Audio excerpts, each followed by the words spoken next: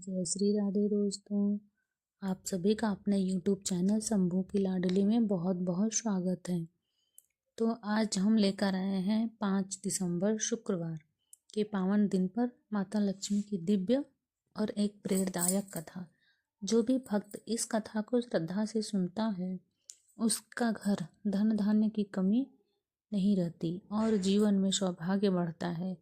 तो चलिए भक्तों, मन को शांत करके माता रानी का स्मरण करते हुए कथा आरंभ करते हैं।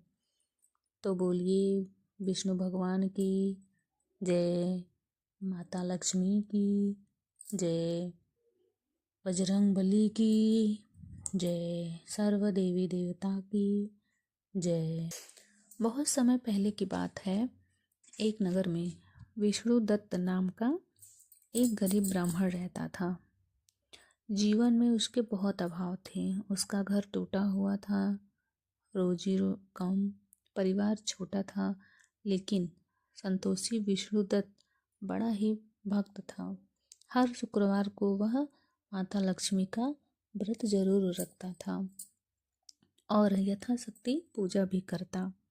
परंतु गरीबी ऐसी कि कभी कभी व्रत में चढ़ाने लायक फल भी न होता था उसके पास। तब वह मन में कहता, हे माता लक्ष्मी, मेरे पास देने को बहुत कुछ तो नहीं है, लेकिन मेरा मन तुम्हारी चरणों में है।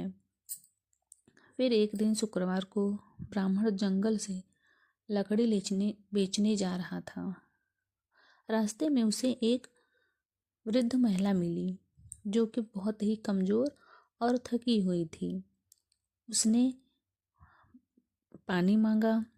विष्णुदत्त के पास पानी तो बहुत कम था, लेकिन फिर भी उसने पूरा लोटा उसी को दे दिया और बोला, हे माता, आपका जीवन बचे यही पुण्य काफ़ी है। तब वह वृद्धा मुस्कुराई। उसकी आंखों में दिव्यता चमक उठी। धीरे धीरे वह महिला देवी लक्ष्मी के रूप में प्रकट हुई।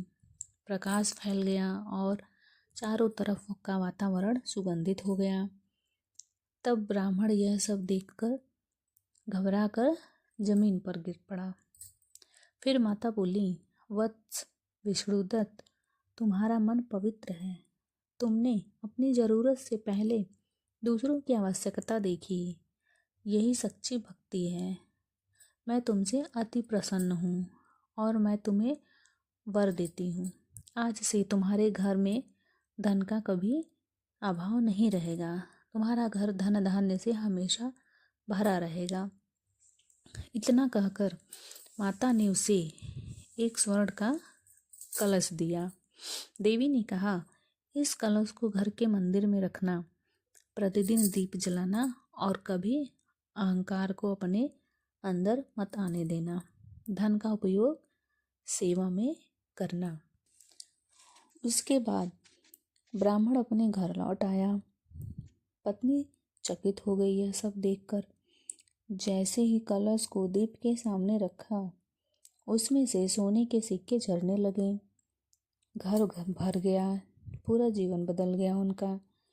पर विष्णुदत्त ने अहंकार नहीं किया। वह गरीबों का पालन करता, भोजन करवाता। उसने मंदिर भी बनवाया और सेवा का मार्ग अपनाया।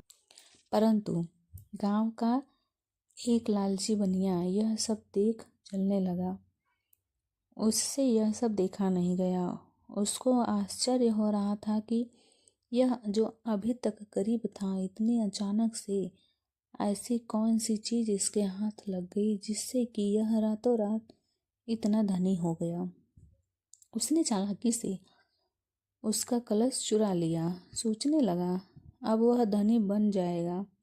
पर जैसे ही उसने कलश को खोला, सिक्कों की जगह धुआं निकलने लगा और घर में अंधेरा छा गया।